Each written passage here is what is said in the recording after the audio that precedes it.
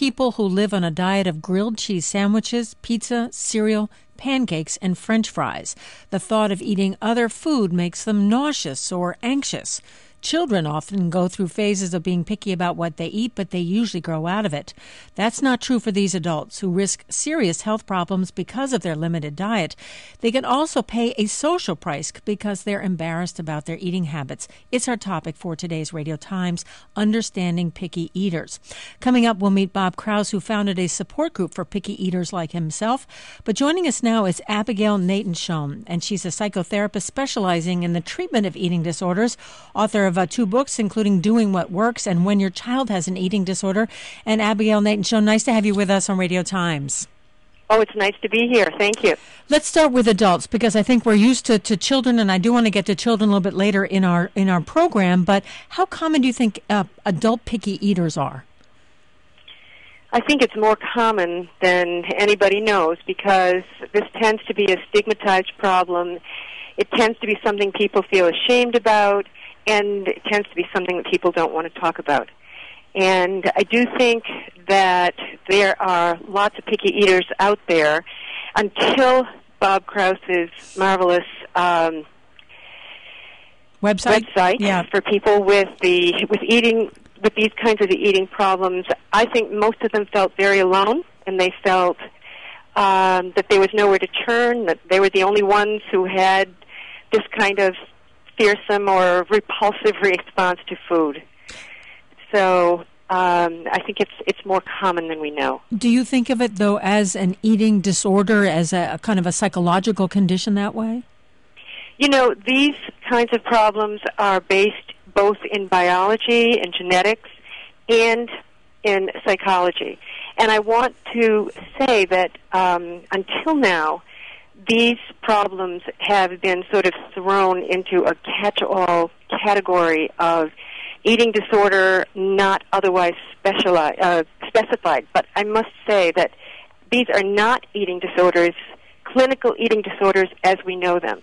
These are not similar to anorexia, bulimia, or binge eating disorder, because those problems are determined by a pathological fear of becoming fat, by obsessions about staying thin.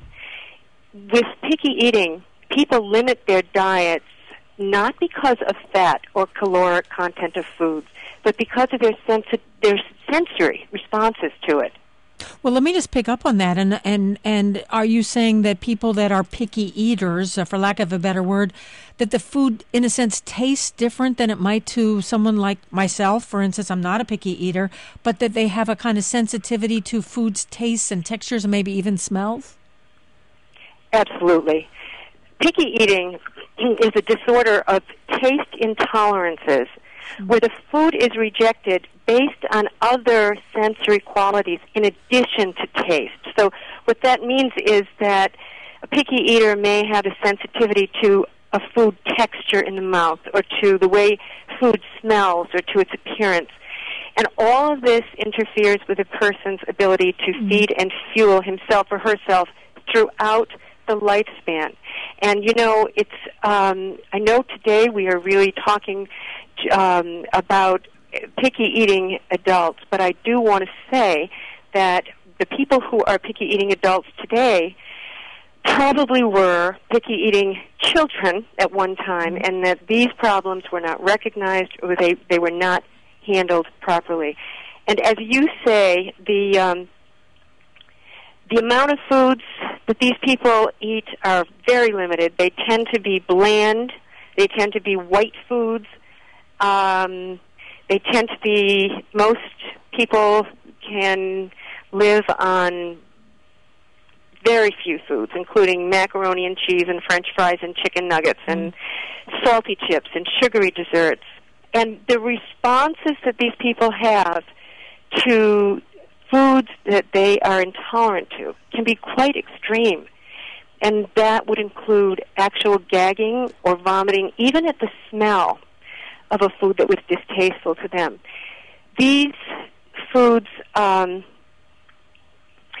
these problems are, you know, I was saying that they are genetically based, and what we have found, what research has found, is that there are actual genes that where there are differences, where we can see in the genes differences in taste reception. Are you saying that they run in families, that you see if there's a picky parent, they might have increased risk for a picky eating child? Of course, absolutely. And yes, so if it's in the genes, what we see is that there might be a heightened response to bitter tastes, a heightened sensitivity. And for some of these people, what research has shown is that some foods, vegetables in particular, even take on a metallic taste. But yes, these are definitely passed in the genes. And my sense is that there may even be a clustering of genes, because we see these problems in conjunction with sensory integration disorders in general. We see them in response to OCD, obsessive-compulsive kinds of behaviors. We see them sometimes in response to autism spectrum problems or certain kinds of learning disabilities. And they're discovering that infants who have reflux problems will often develop picky eating syndrome as a learned response to the pain that they experienced very young in the face of food and eating. Well, let me go back to the foods that seem to be palatable, I guess would be the word, to picky eaters. And as you mentioned, and as we were doing research here, things like grilled cheese sandwiches and pizza, cereal, pancakes, French fries, which it's hard to imagine that one could live healthfully on that without vitamins or some kind of supplement. But these are bland, they're, as you say, sort of bland, neutral colored food, so they don't have the kind of aversive stimuli for someone who's a picky eater? Right. They would be foods without any kind of strong taste or anything that would be spicy.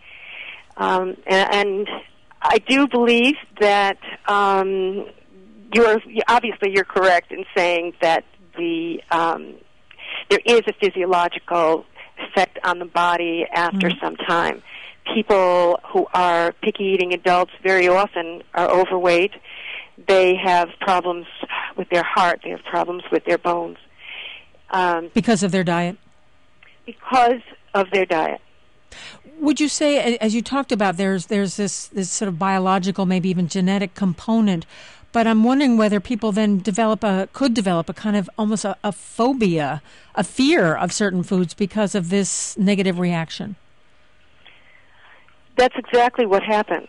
And it becomes very difficult for people to overcome those fears.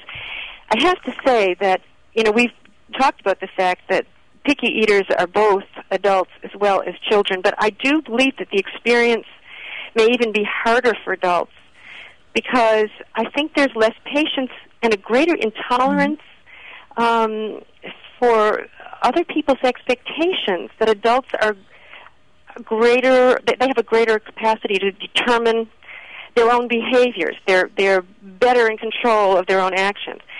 And yet these are people who experience real fears to the point of phobia in terms of putting certain things in their mouth. Well, and even picking up on the food that seems to be palatable, I mean, one either associates that with the food that children might eat or snack food, and, adults, quote-unquote, should know better, right? Exactly. But that doesn't work that way. You would think that. Most people would think that, but I am it's stressing the fact that this is a biological and a genetic response, and it is not relegated to the realm of cognition. But I must also say that I think in some ways it may be easier for adults to deal with these kinds of problems because of their more developed cognitive capacities, because they have more developed internal resources. And most of all, they have the motivation to change.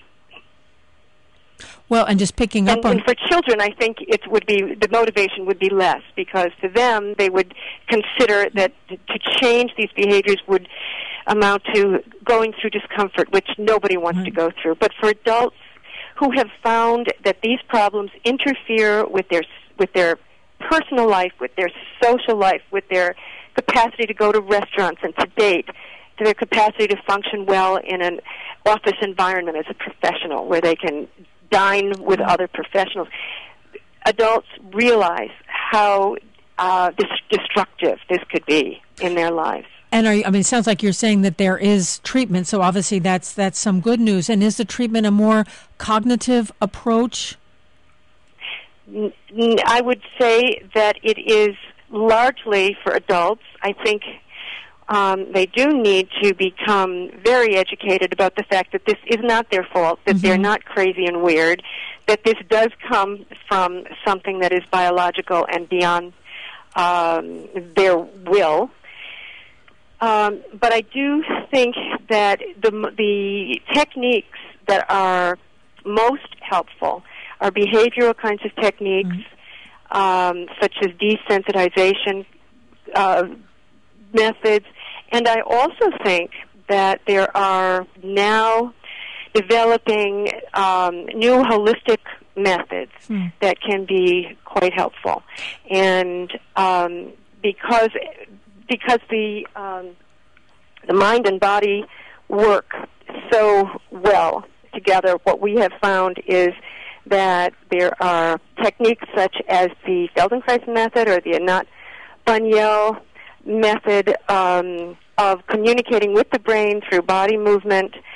And these techniques, for some people, have been shown to create differences in the brain patternings, creating new neuronal pathways, allowing the body to inform the brain of different ways to be. And I also want to say that some listeners may be concerned when they hear us talk about the fact that there are hardwiring considerations here, that these problems are in the genes, they're in the brain. But the most important point that they should understand is that the brain is malleable. It's changeable. It's changeable through behavior, through action, even through thought. And what we've discovered, what science has discovered, is that even the genetic footprint can be changed when there are neurological inputs. Well, I'll tell you what, hold on to that thought only because we have to take a very short break, and we are talking about picky eaters, whether they are adults or children. And our guest is psychotherapist Abigail Nathan-Schoen. She specializes in the treatment of eating disorders and has also worked with picky eaters. Bob Krause is waiting in the wings, and he founded a website almost a decade ago, pickyeatingadults.com. Stay with us. We'll be right back.